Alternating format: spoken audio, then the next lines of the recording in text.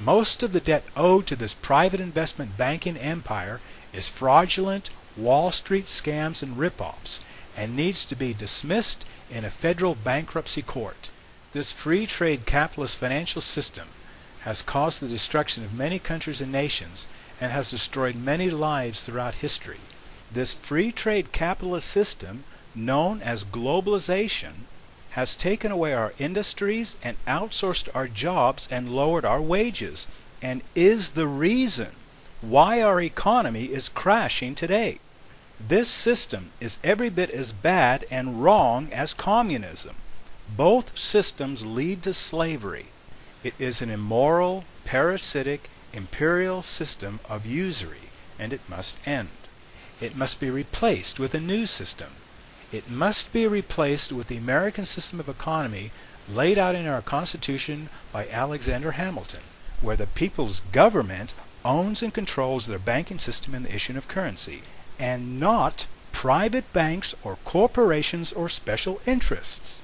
I'm hoping that this new President Obama will realize that America is not an empire and never has been one, and needs to stop supporting an empire and acting like one. I'm hoping he will realize that free trade capitalism is a British imperial financial system and is not the American financial system. I'm hoping that Obama will rediscover what the American system of economy really is, and insist that this government return back to U.S. constitutional policy and stop ignoring these policies and wildly violating them. The last time a similar situation happened like this, although it was not as big, was in the 1930s. The British capitalist system being used in the Roaring '20s had caused financial markets to crash, and the nation was in danger and headed towards total destruction.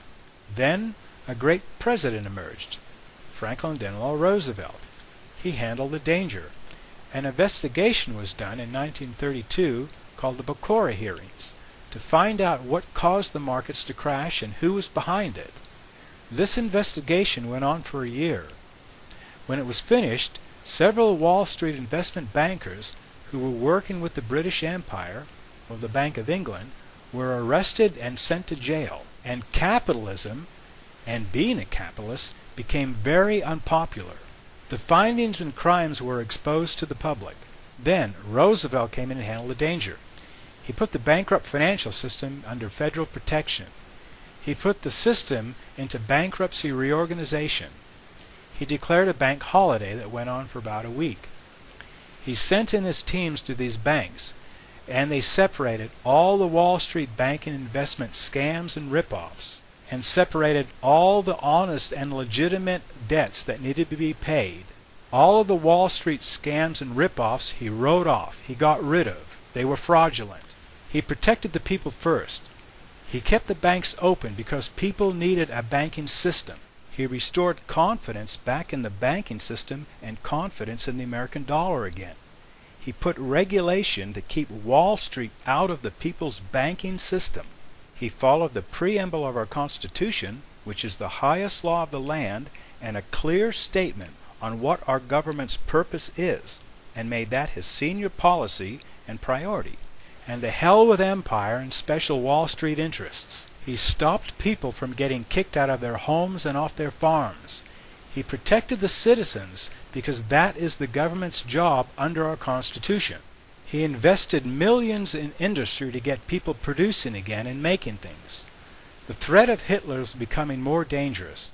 All production was directed towards producing planes, ships, tanks, and all the things needed to defeat Hitler and the Japanese.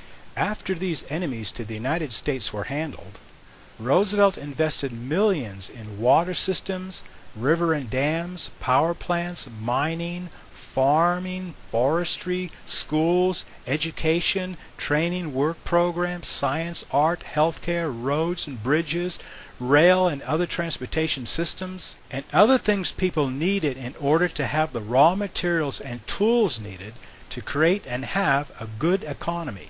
He provided retirement programs and solid investments backed up by the U.S. government that people could count on. He provided low-interest loans to small business owners and farmers, and to people who wanted to start their own business.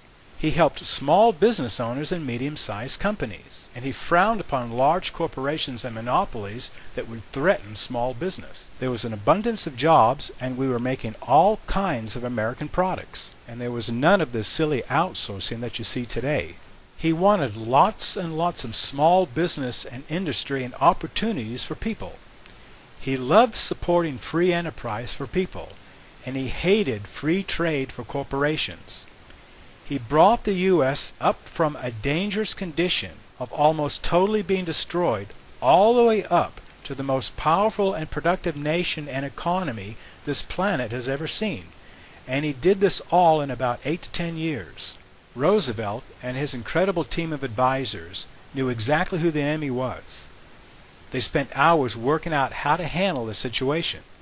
Roosevelt threw the British financial system out and slammed in the American system and slammed in American policy, and that's how he handled the financial crash and depression of 1929. Today's situation is much bigger, but the Roosevelt policies still apply and will work today. President Obama, in cooperation with other nations, must do the same thing now. We need to rebuild our economy and get our industries back. He must return us to a Roosevelt-style government and continue the great mission that America has, which is to get rid of empires once and for all on this planet, and to ensure that the common man has freedom and human rights, and to bring the American system home to Europe and to the rest of the world, not by using force or shoving it down their throats like a bloody empire, but by example. No more British free trade globalization. No more private banking. No more empires. If you agree with this information, and if you feel that we should return back to the American system of economy and back to a Roosevelt-style government that is designed to run and work for all the people and not self-interested individuals, groups, or kings and queens, then let your government know. Call your congressman, let your friends know, and only support leadership that will take us there. Thank you.